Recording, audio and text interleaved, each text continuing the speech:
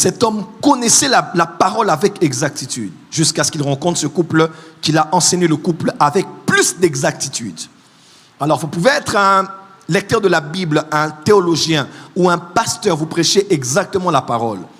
Mais il y a des dimensions dans la connaissance. Il y a des gens qui connaissent, il y a des gens qui connaissent avec exactitude, et il y a des gens qui connaissent avec plus d'exactitude.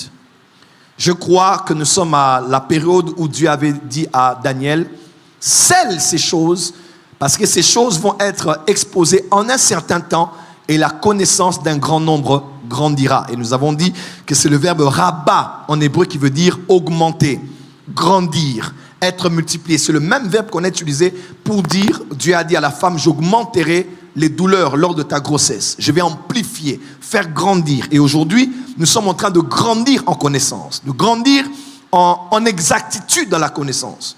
Et même concernant le message sur les anges, sur l'angéologie, beaucoup de pasteurs, pour certains je comprends, certains c'est juste l'ignorance, d'autres ce n'est pas qu'ils sont ignorants, mais par souci de préserver les déviations et débordements qu'il y a aujourd'hui, ils serrent un peu trop la ceinture tout en fermant les gens sur la véritable connaissance. Et là, ils tombent sur le jugement de Jésus qui a dit, vous là les docteurs de la loi, vous connaissez les choses. Vous-même, vous n'entrez pas dans les choses que vous connaissez et vous empêchez aux gens d'y accéder. Il y a beaucoup de ceux qui savent, au fond, quand vous les rencontrez, vous vous dites, moi aussi je crois en ça. Mais les temps sont mauvais.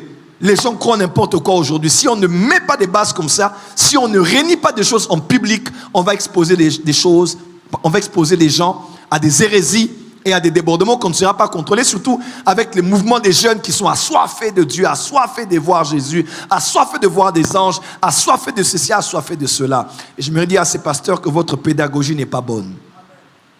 Excusez-moi, mais votre pédagogie n'est pas bonne. Les jeunes n'ont pas besoin de votre permission pour lire aujourd'hui. Les gens lisent. Ils achètent sur Kindle. Ils regardent sur Google. Ils ont des vidéos, des centaines, des dizaines, des milliers sur des sujets de spiritualité. Ils sont liés à des pages. Ils ont des mails qui les arrivent sans pour autant avoir demandé une certaine permission. Bref, les gens sont exposés à la spiritualité aujourd'hui. Et dire que ça c'est faux, même si vous le croyez, pour les préserver du mal, ce n'est pas bien faire. Parce que, croyez-moi, chaque fidèle aujourd'hui écoute pas moins de 5 prédicateurs. Généralement, pas moins de 5 prédicateurs.